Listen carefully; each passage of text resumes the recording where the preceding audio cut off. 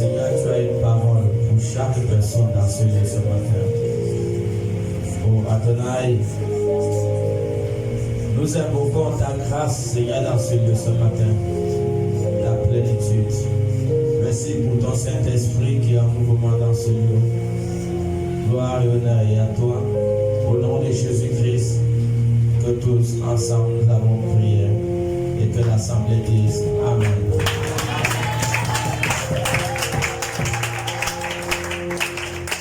Pendant que tu es debout, prends ta Bible. Nous allons lire Deutéronome chapitre 15, le verset 6 à 11. Deutéronome chapitre 15, le verset 6 à 11. Deutéronome chapitre 15, 6 à 11. Deutéronome chapitre 15, du verset 6 à 11. Il est dit, l'Éternel, ton Dieu, te bénira comme il te l'a dit. Tu prêteras à beaucoup de nations et tu n'emprunteras point. Tu domineras sur beaucoup de nations et elles ne domineront point sur toi. S'il y a chez toi quelques indigents dont tes frères, dans l'une de tes portes, au pays que l'Éternel ton Dieu te donne, tu n'endurciras point ton cœur, et tu ne fermeras point ta main devant ton frère indigent. Mais tu lui ouvriras ta main, et tu lui prêteras de quoi pouvoir à ses besoins. Garde-toi d'être assez méchant pour dire en ton cœur, la 7e année, l'année du relâche, approche. Garde-toi d'avoir un œil sans pitié pour ton frère indigent et de lui faire un refus. Il criera à l'Éternel contre toi, et tu te chargeras d'un péché.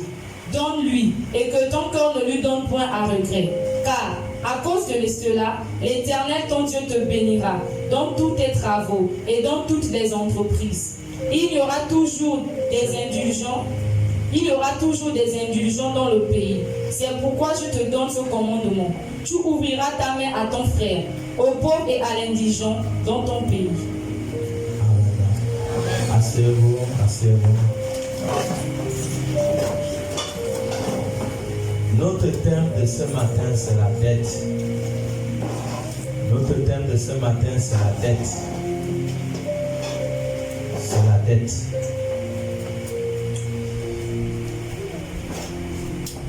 Dieu avait parlé au peuple d'Israël. Dieu a dit au peuple d'Israël que vous n'emprunterez pas. Il dit, vous n'emprunterez pas. Est-ce que tu peux nous lire cette petite partie? Tu prêteras à beaucoup de nations et tu n'emprunteras point. Il dit, c'est nous qui devons prêter à beaucoup de nations, mais tu n'emprunteras pas. Continue à lire. Il dit, tu domineras sur beaucoup de nations. Arrête-toi là. Tant que tu vis une vie chrétienne où tu n'empruntes pas, tu auras la domination sur les nations. Tu auras la domination. Donc nous devons le comprendre ce matin. Il dit encore comment? Tu domineras sur eux. Et elles ne domineront point sur toi. Tant que tu vis une vie où tu n'empruntes pas, on ne pourra jamais te dominer dans un domaine de la vie. On ne pourra jamais te dominer. Pourquoi? Parce que quelque part, tu ne dois à personne. Continue. S'il y a chez toi quelques indigents dont tes frères, dans l'une de tes portes, au pays que l'Éternel ton Dieu te donne, tu n'endurciras point ton cœur et tu ne fermeras point ta main devant ton frère indigent. C'est bon. Donc ton cœur doit être disposé pour aider les pauvres. C'est toi qui dois aider les pauvres.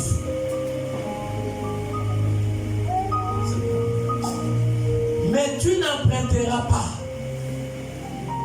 Si vous voyez, dans le passage biblique, Dieu a répété cette parole 2 fois. Dans les passages bibliques que nous avons lus. Il dit, tu en esprit et se poser dans ton intérieur la question, pourquoi Dieu dit que nous ne devons pas emprunter?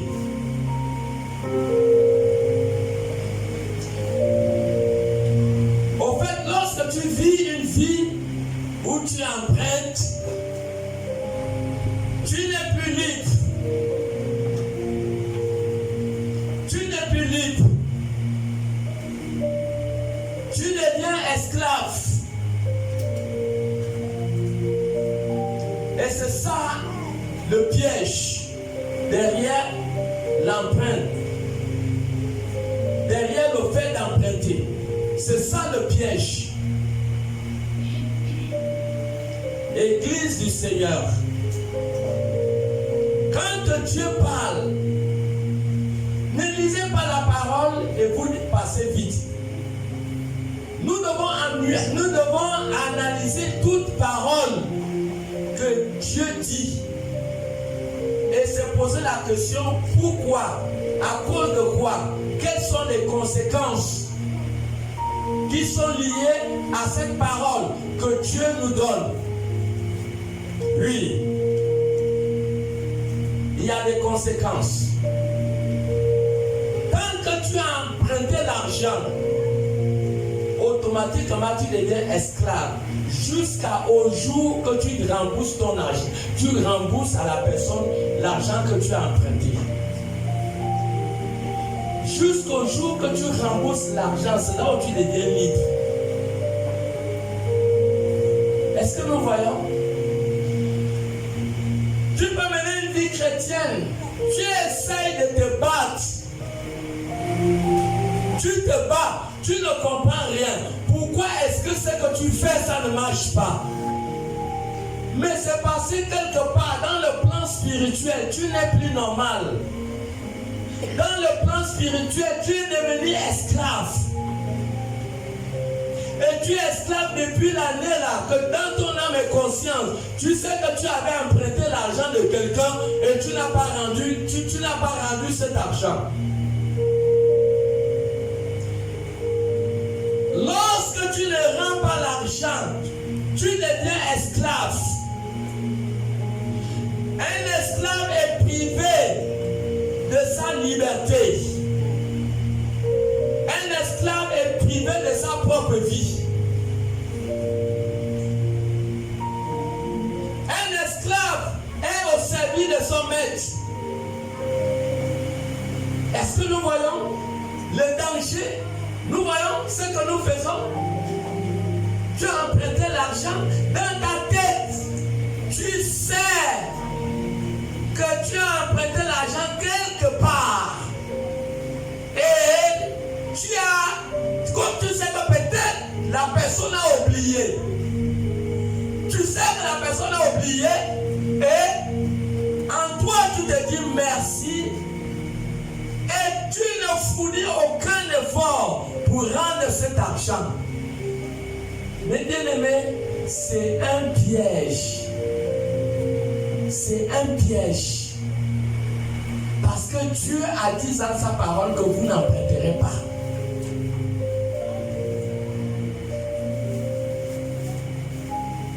Il y a certaines personnes qui ont emprunté de l'argent. Tu sais que tu dois. Et comme le chemin que tu sors de chez toi, la personne que tu dois est sur ce chemin, tu vas changer de route. Dis à celui qui est à côté de toi, ne change pas de route. Dis-lui avec sincérité, ne change pas de route. Tu lui vas rembourser l'argent que tu dois. Tu lui rembourses ce que tu dois. Amen, amen. Est-ce qu'on va travailler pour le Seigneur?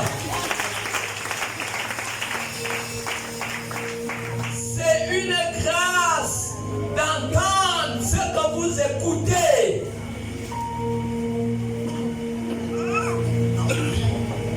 Si vous êtes investi de l'autorité du Saint-Esprit, vous sentirez au-dedans de vous qu'il n'est pas bon que je puisse dévoir quelqu'un. Tu le sens même si quelqu'un ne te tue pas. Mais au-dedans de toi, tu sens que ce n'est pas bon. Mais tu ne peux pas marcher avec Elohim et des armées et en défense. C'est impossible. C'est impossible.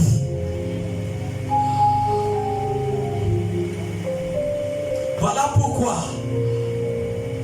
tu dois savoir. Peut-être tu devais quelqu'un l'argent ou tu devais quelqu'un autre chose. Et depuis que tu n'as pas remboursé cette personne ce que tu devais, tu as remarqué dans ta vie que certains efforts que tu veux faire, tu veux faire une activité, ça ne marche pas. Tu veux faire des choses, ça ne marche pas. Tu essaies une relation avec un homme, une femme, ça ne marche pas. Parce qu'il y a le karma. Le karma de la dette te réclame. Et ça ne peut pas te laisser libre. Ça ne peut pas te laisser libre. Quelqu'un comprend? Amen. Oh mon Dieu. Mon Dieu. Lorsque tu dois, si tu es investi dans l'autorité du Saint-Esprit, tu ne peux pas oublier. Parce que le Saint-Esprit te convainc au-dedans de toi que tu dois telle personne et que tu dois rembourser son argent. Amen. Le Saint-Esprit te convainc, ma soeur, mon frère.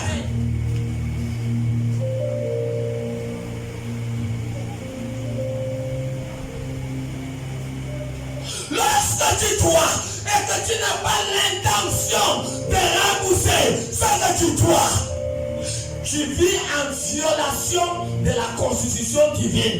Tu vis en violation des Écritures. Pourquoi? Parce que tu dois. Mais dans ta conscience, tu n'as pas la volonté de rendre. Tu ne peux pas être un vrai chrétien et devoir quelqu'un. Non. Non. Parce que tous ceux qui sont spirituels savent que quand tu empruntes, tu es livré automatiquement à l'esclavage. Proverbe 22, le verset 7. Ton esclavage prend fin quand tu rembourses ta dette. Proverbe 22, 7. Proverbe 22, 7. Le riche domine sur les pauvres. Oui.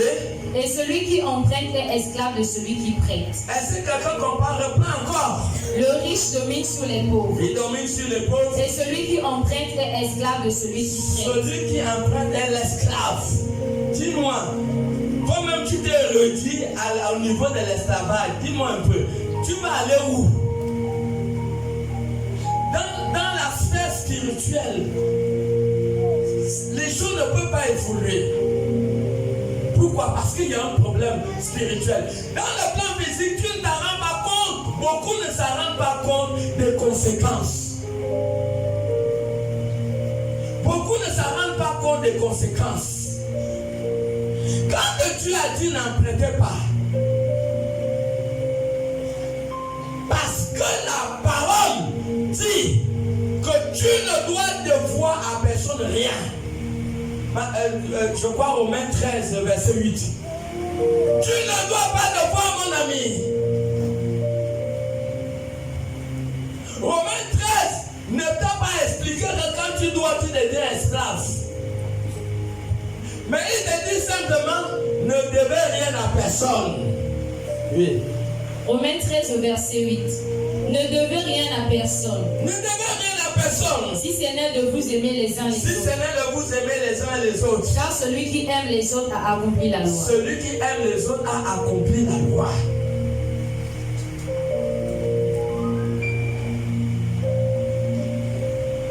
Tu dois et tu vis ta vie tranquillement. Un jour, il y a un monsieur qui habitait ici. Il avait payé le matériel.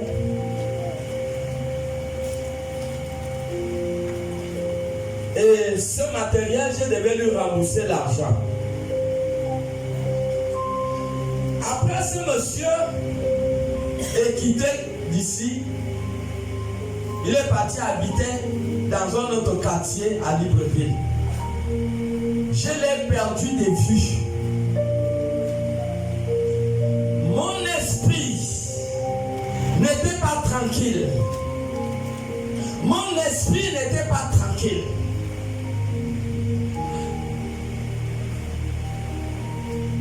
J'ai cherché cet homme.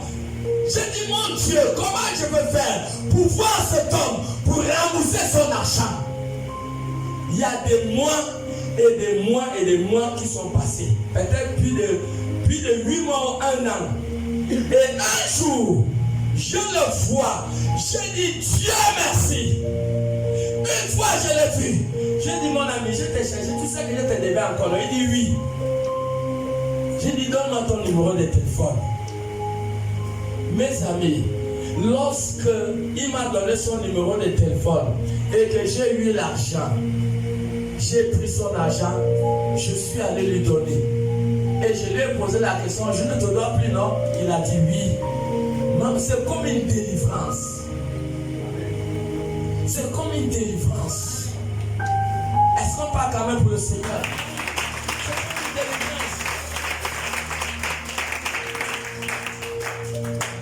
Matthieu 18, les versets 23 à 34. Mes amis, le malheur de l'homme, c'est que les hommes ne comprennent pas les réalités spirituelles.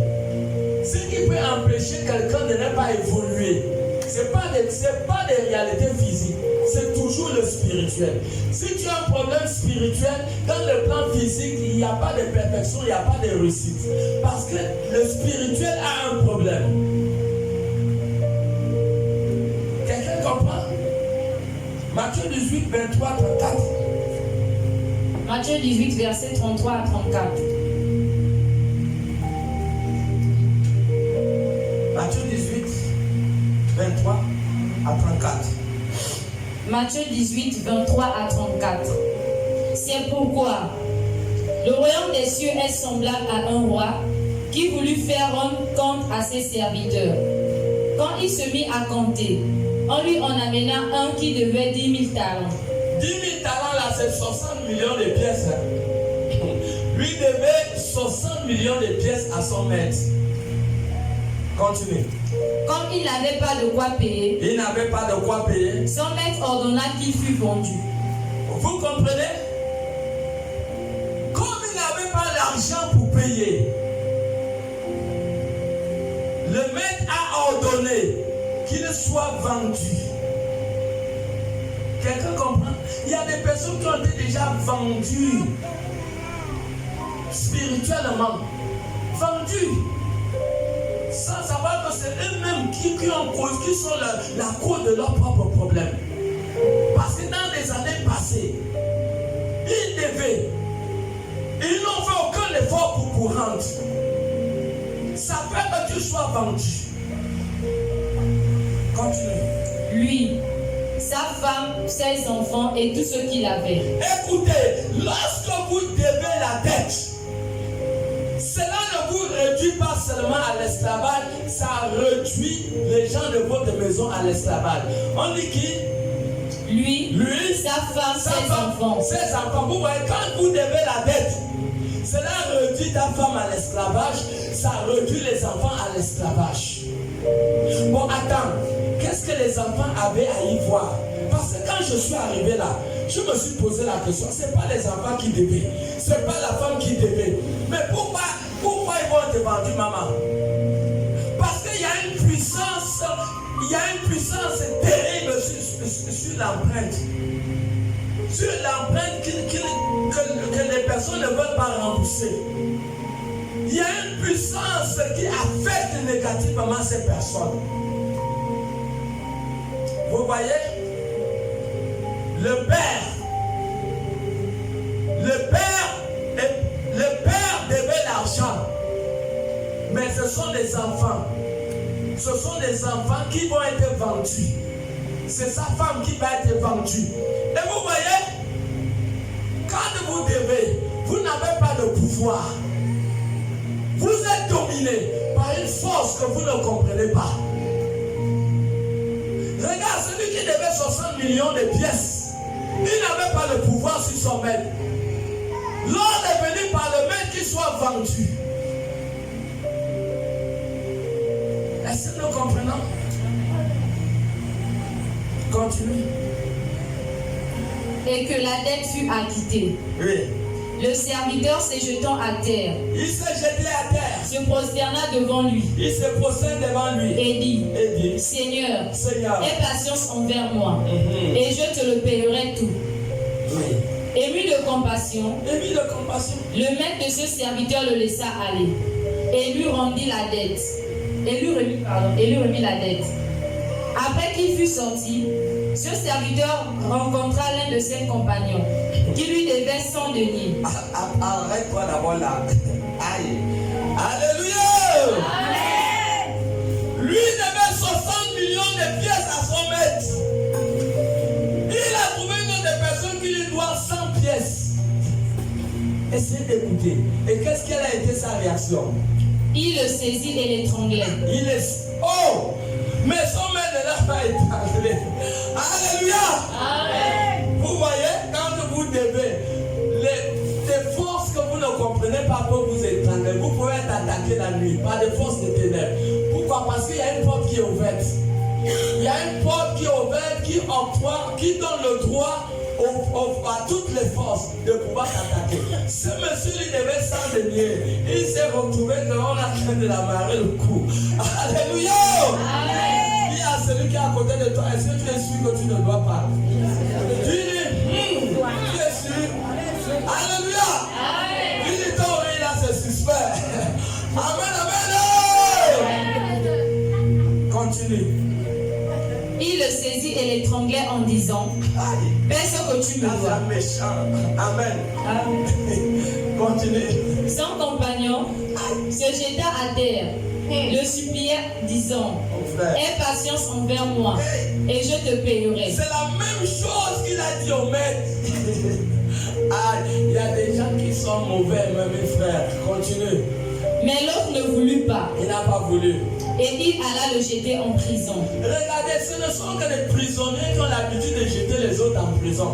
Parce que quelqu'un qui est conscient sait que l'erreur est humaine et qu'il y a la miséricorde et le pardon. S'il y a que quelqu'un qui est prisonnier spirituellement, qui peut jeter les autres en prison. Quelqu'un comprend? Une personne normalement ne peut pas jeter quelqu'un en prison. Parce que nous savons ce que c'est la prison. Amen. Amen. Mais c'est parce que quelque part, lui-même il était esclave. Lui-même il était esclave. Oui, qu'est-ce que son maître a fait? Il alla le jeter en prison jusqu'à ce qu'il y paye ce qu'il devait. Ouais. Ses compagnons, ayant vu ce qui était arrivé, vous voyez ça, il énervait ses amis, furent profondément attristés. oui. Et ils allèrent raconter à leur maître tout ce qui s'était passé. Alors le maître fit appeler ce serviteur et lui dit, méchant serviteur, je t'avais remis en entier ta dette. Tu me devais 60 millions de pièces. J'ai dit laisse tomber, j'efface ta dette. Parce que tu m'en avais supplié. Parce que tu m'avais supplié. Ne devais-tu pas aussi avoir pitié de ton compagnon? Pourquoi tu n'as pas eu pitié de ton frère? Comme j'ai eu pitié de toi. Comme j'ai eu pitié de toi. Et son maître, irrité, le livra au bourreau. Le maître l'a livré en prison. Jusqu'à ce qu'il lui payait tout ce qu'il devait. Bien-aimé, tant que la dette n'est pas payée, vous êtes prisonnier. Quelqu'un comprend? Amen. Tu n'es pas libre. Et c'est des erreurs que les chrétiens font. Tu ne peux pas être revêtu de l'autorité, de la puissance de Dieu et ne pas reconnaître et ne pas avoir l'envie et la volonté de rembourser ce que tu as emprunté. Il n'y a que des personnes, il n'y a que des immatures qui se comportent comme ça, quand tu dois et tu n'as pas payé, tu penses à quoi? Tu penses à quoi? Si tu dois, tu ne payes pas. Tu n'as pas l'expérience de la justice. Parce que la justice, qui est la nature de Dieu et l'image de Dieu, ne peut pas être investie en toi et ne pas accomplir sa mission. Tu as emprunté et dans ta tête, tu n'as même pas la volonté ou le désir de rendre ce que tu as pris. Ça veut dire que tu es un bébé. Tu n'as pas l'expérience de la justice comme Hébreux 5, le verset 12 à 14. Ce sont que des bébés qui agissent de telle sorte.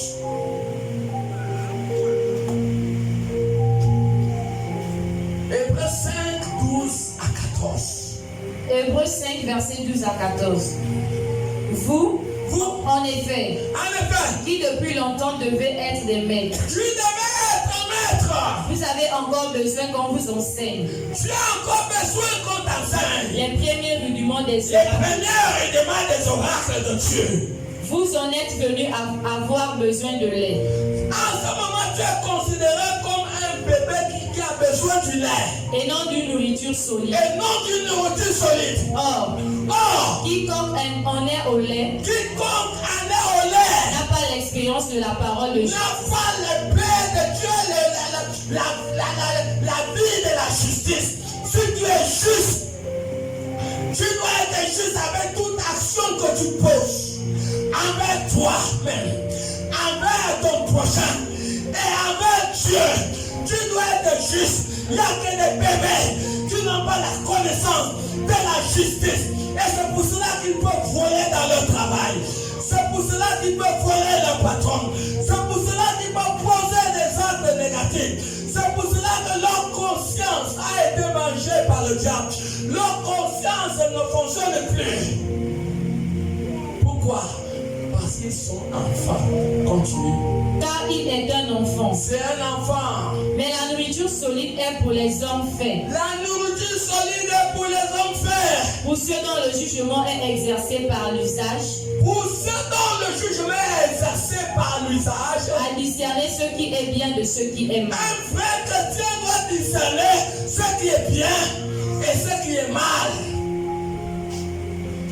Si tu es vrai, tu dois discerner que je ne dois pas offenser l'autre.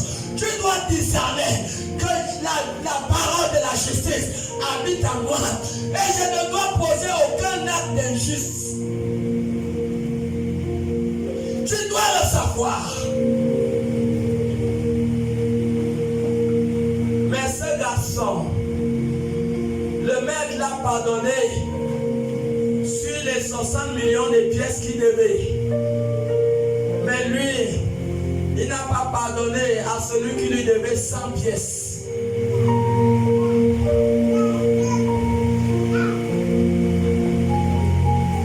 Tant que vous devez, écoutez bien, tant que vous devez, vous n'êtes pas libre. Vous êtes libre sur une condition. Si vous n'avez pas remboursé votre dette, et que celui que vous devez vous dit, bon, je vois que tu n'as pas les moyens pour me rembourser, ça va, j'annule la dette. Je vous assure que même là, c'est un piège.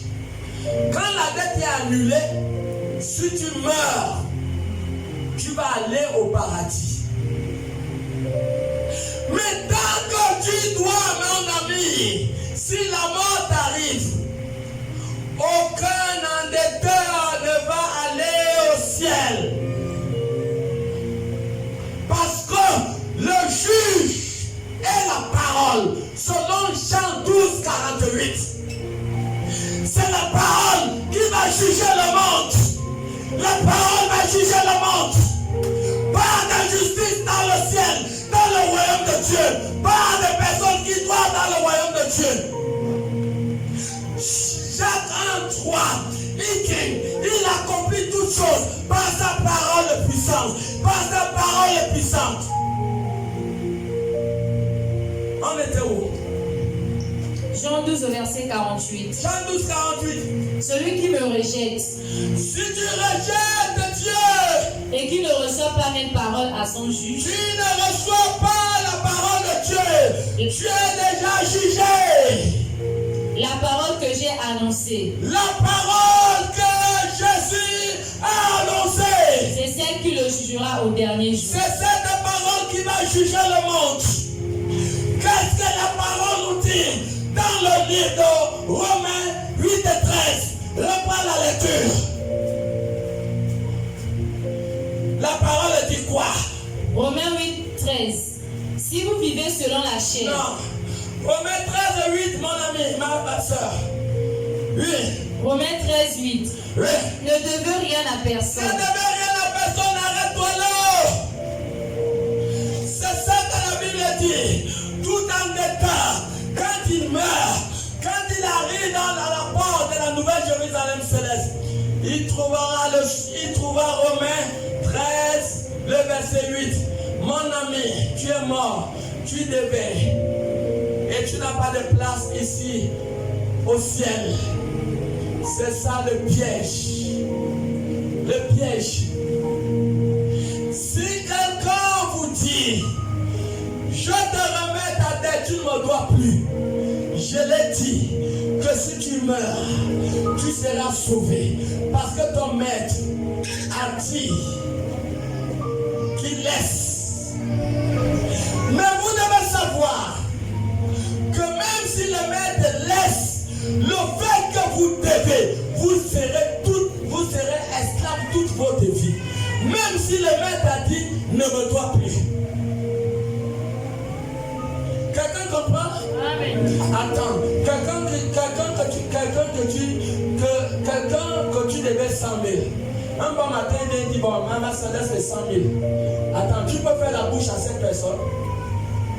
Tu n'as pas de force devant, même s'il a déjà dit non, tu ne peux pas faire la bouche avec lui. Il aura toujours le pouvoir sur toi. Pourquoi? Parce qu'il a remis. Tu n'es pas libre dans la logique. Donc voilà pourquoi il y a des pièges terribles. C'est une grâce d'entendre ce que vous attendez. Amen. Si tu laisses ta tête, tu vas être sauvé parce que dans le ciel, le ciel a enregistré ces paroles. Mais dans le plan physique, tu ne seras pas libre. Pourquoi? Parce que tu dois.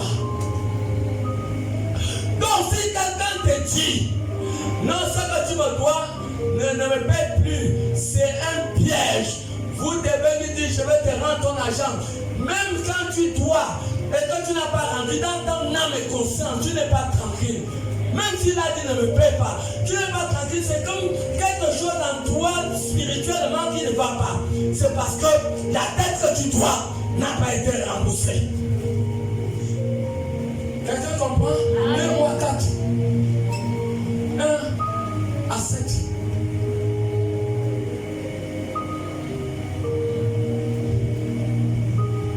Romains 4, verset 1 à 7. Une femme d'entre les femmes des fils de prophètes cria à Élisée. Il cria à Élisée en disant, ton serviteur, mon mari, est mort. Oui, il est mort. Et tu sais que ton serviteur craignait l'Éternel. Or, le créancier est venu pour prendre mes 2 enfants et en faire ses esclaves. Oui. Élisée lui dit, que puis-je faire pour toi? Dis-moi. Regardez, son mari était prophète. Ne mourrez pas comme quand vous mourrez, vous devez les dettes. Vous réduisez votre famille à l'esclavage. Quelqu'un comprend? Amen. Il y a quelque chose que le Saint-Esprit me rappelle. Si vous mourrez et que vous aviez l'intention de rembourser, je vous assure que vous serez sauvés. Pourquoi? Parce que le ciel a vu que vous avez l'intention de rembourser, mais la mort est arrivée. Vous ne pourrez pas rater le ciel.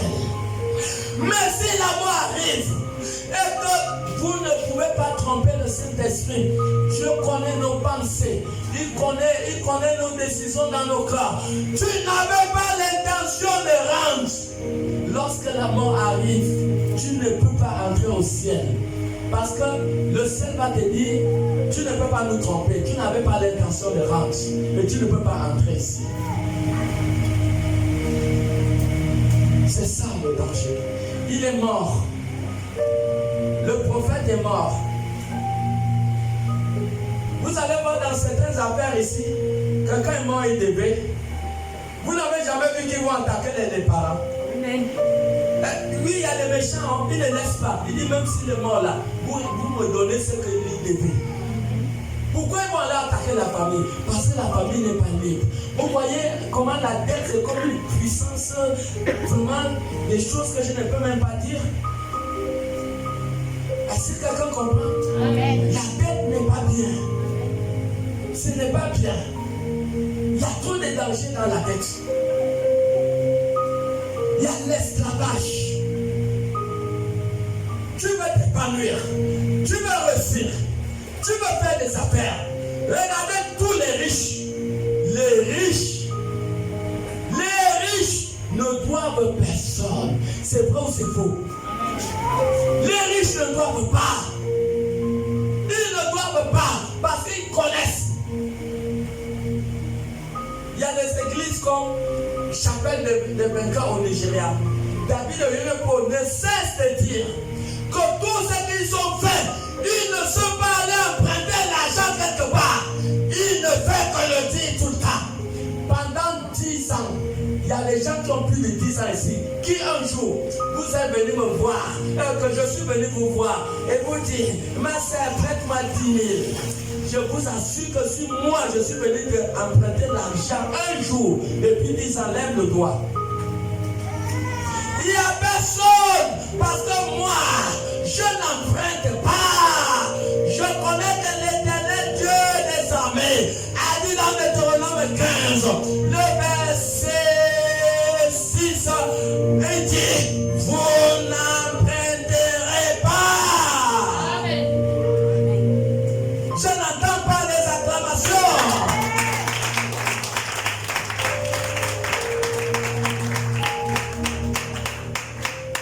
Dis à celui qui est à côté de toi, cesse d'aller emprunter.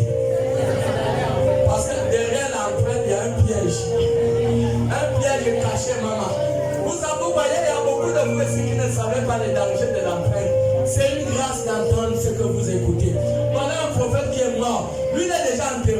Mais pourquoi dans la logique il est mort? C'est fini. Pourquoi on vient attaquer ses enfants? Les gens là ont dit qu'on va faire quoi de sa famille? Reprends la lecture. Élisée lui dit, oui. Que puis-je faire pour toi? Oui. Dis-moi, oui. Qu'as-tu à la maison? Reprends. Oui, le verset 1. Une femme d'entre les femmes des fils de prophètes cria à Élisée en disant, ton serviteur, mon mari, est mort. Et tu sais que ton serviteur craignait l'Éternel. Oui. Or, le créancier est venu pour prendre mes 2 enfants et en faire ses esclaves. Arrête-toi là. Quelqu'un comprend? Vous voyez que quand vous devez là, la force du danger qui est sur l'empreinte peut retirer toute votre famille à l'esclavage. Continuez la lecture. Élisée lui dit, que puis-je faire pour toi? Dis-moi, qu'as-tu à la maison? Elle répondit, ta servante n'a rien du tout à la maison, qu'un vase d'huile. Et il dit, va demander au dehors des vases chez tous les voisins, des vases vides, et n'en demande pas un petit nombre. Quand tu seras entré, tu fermeras la porte sur toi et sur tes enfants. Tu verseras dans tous ces vases et tu mettras de côté ceux qui seront pleins. Alors elle le quitta. Elle ferma la porte sur elle et sur ses enfants. Et il lui présentait des vases. Et elle versait. Lorsque les vases furent pleins, elle dit à son fils, présente-moi encore un vase. Alors il lui répondit, il n'y a plus de vase. Et l'huile s'arrêta. Elle alla le rapporter à l'homme de Dieu. Et il dit, va vendre l'huile et paie ta dette, et tu vivras, toi et tes fils, de ce qui restera. Est-ce que quelqu'un comprend? Lorsque tu commences le travail, la première chose, c'est de payer ta dette. Même Élisée le savait. Reprends le verset 7. Élisée le savait. Élisée a dit, bon, tu as maintenant une entreprise. Il dit l'argent. Première chose, va rembourser la dette. Lis. Elle alla le rapporter à l'homme de Dieu, et il dit, va vendre l'huile, Va vendre l'huile. et paie ta dette, Et paye ta dette. et tu vivras, Et tu vivras. toi et tes fils, Toi et tes fils. de ce qui reste. De ce qui reste. Quand vous travaillez, la première chose que vous devez faire, c'est de rembourser la dette que vous devez. C'est de rembourser.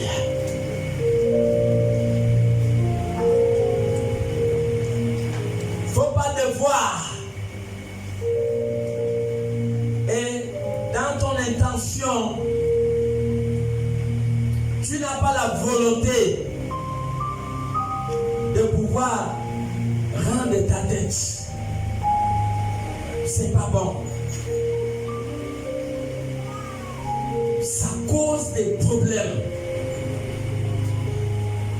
Non seulement dans ta vie, et dans le ciel, tu risques d'avoir un problème. Parce que tous ceux qui doivent ne peuvent pas avoir accès au paradis. C'est ça le danger. Tu dois. Ne faut pas esquiver la personne. Ne le fuis pas.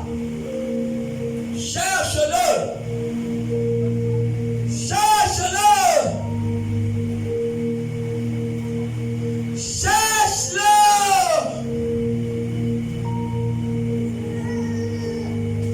Retiens ce passage biblique que nous allons lire. Mets-toi à la page.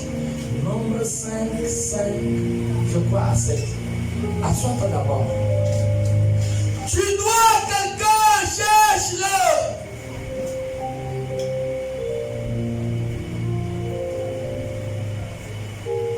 La fois dernière, je faisais la délivrance d'une jeune fille. Et pendant que j'étais en train de lui recevoir au bureau,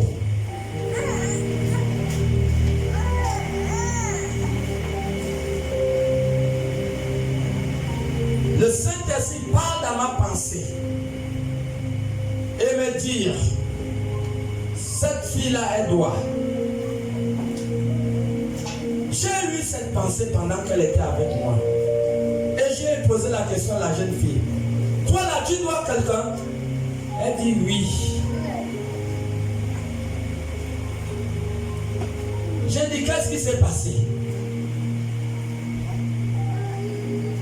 Elle dit, il y a une béninoise qui les avait donné la marchandise.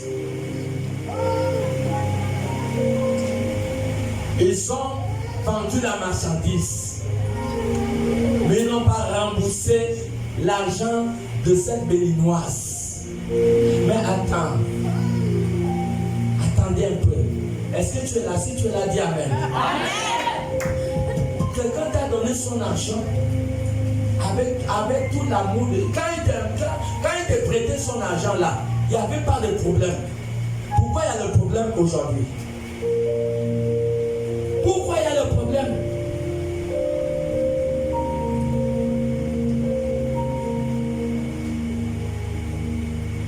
Lorsque vous devez et que vous avez cherché la personne que vous devez, vous le cherchez pendant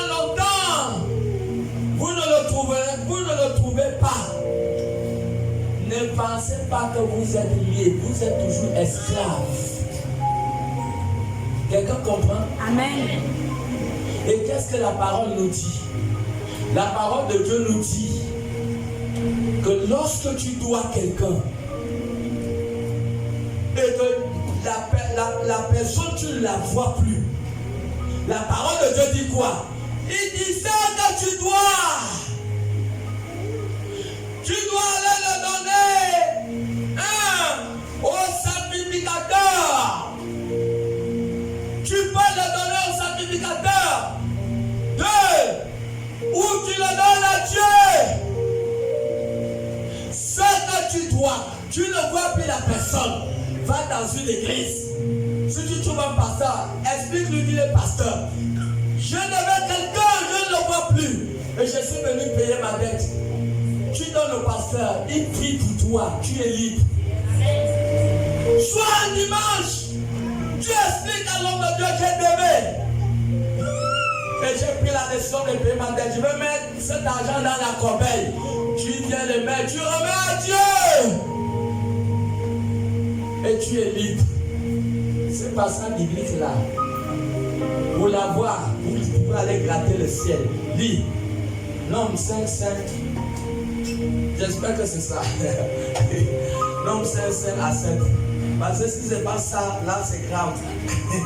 On va trouver le passage biblique là comment. Oui, on y va. Nombre 5, le verset 5 à 7. Oui.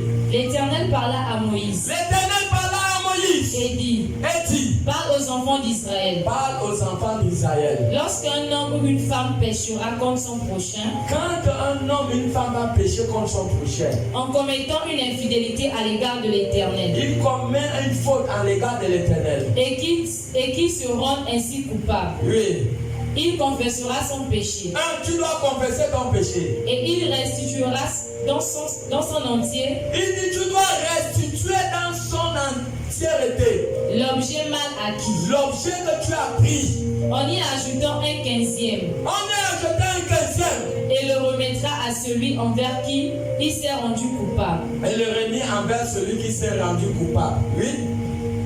S'il n'y a personne. S'il n'y a personne. Qui est droit. Tu ne trouves pas la personne que tu dois. Qui est droit à la restitution de l'objet mal acquis. Qui est droit à la restitution de l'objet mal acquis. Cet objet revient à l'Éternel. Cet objet revient à l'Éternel. Au sacrificateur. Au sacrificateur. Outre le bélier expiatoire. Est-ce que quelqu'un comprend? Tu peux t'arrêter là. Cet objet revient à qui? À l'Éternel ou au... Mais bien aimé, si vous n'avez pas pris le passage biblique, tant pis pour vous-même. Quelqu'un comprend? Tu vas trouver le passage biblique là où? Hein? Amen. Amen. C'est ça le problème. Ézéchiel 33, lis-nous un peu le verset 10 à 14. Ou le verset 11. Non. Verset 13. Commencez pour verset 13. Voilà. Ici, c'est pas Ézéchiel, lui. Ézéchiel 33, partie du verset 13. Lorsque je dis au juste qu'il vivra. Quand Dieu dit au juste tu vas vivre.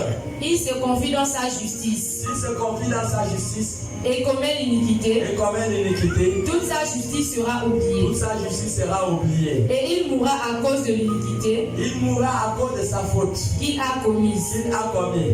Lorsque je dis aux méchants. Quand je dis aux méchants. Tu mourras. Tu mourras. S'il revient de son péché. S'il revient de son péché. Et pratique la droiture et la justice. Pratique la droiture et la justice. S'il rend le gage. Vous comprenez? S'il rend quoi? Le gage.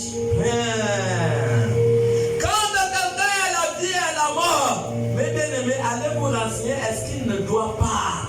La première chose que la famille doit faire, la famille, quand la personne est à l'hôpital, entre la vie et la mort, je vous assure que l'acte que vous pouvez poser, c'est le seul qui détient la vie de tout homme. Deutéronome 32-39 dit, je suis l'Éternel Dieu, je vais mourir et je vais vivre. Aucune personne ne peut arracher l'Éternel de sa main. Donc quand le membre de la famille, entre la vie et la mort, la première chose, c'est une famille sage. La première chose que la famille doit faire. Ah mon fils, est-ce que tu devais quelqu'un? S'il dit oui, vous ne pouvez pas aller emprunter l'argent pour payer. Est-ce que quelqu'un comprends quelque chose? Comment tu vas aller emprunter l'argent pour aller encore payer la dette? Alléluia. Élisée a dit à la femme commence une activité et tu payes ta dette. Est-ce que quelqu'un comprend? Amen. Donc c'est ça. Quand quelqu'un la vie et la mort, la première chose que la famille doit faire, rembourser ce qu'il doit. À partir de là, la maladie va commencer à diminuer. Les perfusions vont commencer à fonctionner dans le corps de la personne. Et Dieu qui a l'amabilité de prendre l'esprit, la vie de quelqu'un, alors Dieu peut être apaisé au ciel vis-à-vis de ça. Parce que Dieu accomplit sa parole. Reprends la parole. Lorsque je dis au méchant, quand je dis au méchant, tu mourras. S'il revient de son péché, il pratique la droiture et la justice. S'il rend le gage. Tu es parti voler. Bien aimé, si tu ne rends pas ce que tu as volé, la mort peut t'arriver à n'importe quel moment. Tu dois rendre ce que tu as volé. Si tu ne rends pas le gage, tu ne vis pas. C'est Elohim des armées qui le dit. Amen. C'est la parole de Dieu. Verset combien? 15. Le verset chapitre 33, le verset 15 d'Ézéchiel. Tu le consultes. Il dit, si tu ne rends pas ce que tu as volé, tu meurs. Quelqu'un est là? Amen. Même Zachée, non? Luc 19, 1 à 9. Quand le salut est entré dans la maison de Zachée, quand tu acceptes Christ, ma soeur, la première chose, il faut rendre des dettes. Même Jésus a dit à Zachée que le salut est entré dans cette maison. Luc 19, 1 à 9. Luc 19, verset 1 à 9. Jésus étant arrivé dans Jéricho, traversa la ville. Et voici, un homme riche, appelé Zachée, chef des publicains, cherchait à voir qui était Jésus. Mais il ne pouvait y parvenir à cause de la foule, car il était de petite taille. Il courut en avant et monta sur un sycomore pour le voir, parce qu'il devait passer par là. Lorsque Jésus fut arrivé à cet endroit, il leva les yeux et lui dit, Zachée, à toi de descendre, car il faut que je demeure aujourd'hui dans ta maison. Zachée se hâta de descendre et le reçut avec joie. Voyant cela, tous murmuraient et disaient, il est allé loger chez un homme pécheur. Mais Zachée, se tournant devant le Seigneur, il se tourne devant le Seigneur, lui dit, voici, Seigneur, je donne aux pauvres la moitié de mes biens. Il connaît lui-même qu'il avait bouffé beaucoup de gens. Il dit, je donne aux pauvres la moitié de mes biens. Et si j'ai fait du tort de quelque chose à quelqu'un, celui qui n'avait pas le tort, mais il dit, si j'ai fait le tort aux gens, je lui rendais le quadruple. Il dit, je vais rendre le quadruple. Jésus lui dit, et Jésus prend la parole. Le salut est entré aujourd'hui dans cette maison. Jésus dit, le salut est entré aujourd'hui dans cette maison. Parce que celui-ci est un fils d'Abraham. C'est un fils d'Abraham. Quelqu'un comprend? Mais comment le salut va entrer sur sa maison si tu es un endetteur? C'est passé. Amen. Il y a celui qui est à côté de toi, mais pourquoi tu es triste, tu es souffert, tu es triste, tu ne dois pas quelqu'un. Dis-lui, mets-toi debout sur tes pieds. Alléluia.